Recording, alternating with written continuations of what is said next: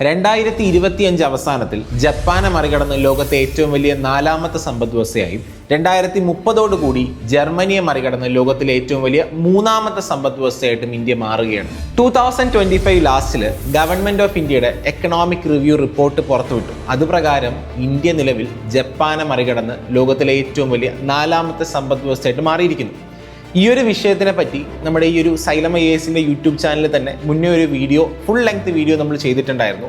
അവിടെ നമ്മൾ പറഞ്ഞു ഇന്ത്യ ഔദ്യോഗികമായിട്ട് ജപ്പാനെ മറികടന്നിട്ടില്ല. 2025 അവസാനത്തോടു കൂടി മാത്രമേ ആ ഒരു ഔദ്യോഗികമായിട്ടുള്ള റിപ്പോർട്ട് പുറത്തു വരത്തുള്ളൂ. എന്നാൽ ഇതാണ് ആ ഒരു റിപ്പോർട്ട് എന്ന് പറയുന്നത്.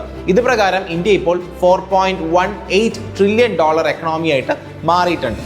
ഈ ഒരു റിപ്പോർട്ട് പ്രകാരം നിലവിൽ ഇന്ത്യൻ എക്കണോമി ഒരു ഗോൾഡി ലോക്ക് സിറ്റുവേഷനിലൂടെയാണ് കടന്നു പോകുന്നത്. അതായത് കുറഞ്ഞ പണപ്പെരുപ്പും എന്നാൽ ഉയർന്ന വളർച്ചാ നിരക്ക്, low inflation and higher growth rate. ഇനി ഗ്രോത്ത് പെർസ്പെക്റ്റീവിൽ നോക്കുകയാണെങ്കിൽ ഇന്ത്യയാണ് നിലവിൽ ലോകത്തിലെ ഏറ്റവും വേഗത്തിൽ വളരുന്ന മേജർ എക്കണോമി എന്ന് പറയുന്നത്. മാത്രമല്ല പല എക്കണോമിക് പാരാമീറ്റേഴ്സ് എടുത്തു കഴിഞ്ഞാലും ഇന്ത്യക്ക് ഫേവറബിൾ ആയിട്ടാണ് നിൽക്കുന്നത് നമുക്ക് കാണാം. ഫോർ എക്സാമ്പിൾ നമ്മുടെ അൺഎംപ്ലോയ്മെന്റ് റേറ്റ്, തൊഴിലില്ലായ്മ നിരക്ക്, അതുപോലെ തന്നെ ഇൻഫ്ലേഷൻ റേറ്റ്, അതുപോലെ തന്നെ നമ്മുടെ മറ്റ് രാജ്യങ്ങളുമായിട്ട് നടത്തുന്ന അന്താരാഷ്ട്ര വ്യാപാരം, മാത്രമല്ല നമ്മുടെ ഫോറക്സ് റിസർവ് തുടങ്ങിയ കാര്യങ്ങളെല്ലാം തന്നെ ഇന്ത്യക്ക് അനുകൂലമായിട്ടാണ് ഈ ഒരു സാഹചര്യത്തിൽ നിൽക്കുന്നതെന്ന് ഈ ഒരു റിപ്പോർട്ട് പ്രകാരം നമുക്ക് മനസ്സിലാക്കാൻ വേണ്ടി പറ്റുന്നുണ്ട്. ഇനി ഫോറക്സ് റിസർവ് പ്രകാരം നമ്മുടെ രാജ്യത്തിന്റെ ഇമ്പോർട്ട് കവർ ഏകദേശം 11 മാസമാണെന്നും ഈ ഒരു റിപ്പോർട്ടിൽ പരാമർശിക്കുന്നുണ്ട്. ഈ ഒരു റിപ്പോർട്ട് വന്നതിന് ശേഷം പ്രതിപക്ഷം ഇതിനെതിരെ എതിർ സ്വരങ്ങൾ ഉയർത്തുന്നുണ്ട്. അതായത് ഈ ഒരു റിപ്പോർട്ടിന്റെ വിശ്വാസ്യതയെ പറ്റിയും അതുപോലെ തന്നെ ഇതിൽ GDP എസ്റ്റിമേറ്റ് ചെയ്യാൻ ഉപയോഗിച്ചിട്ടുള്ള മെത്തഡോളജീസിനെ പറ്റിയെല്ലാം തന്നെ അവർക്ക് എതിരഭിപ്രായങ്ങളുണ്ട്.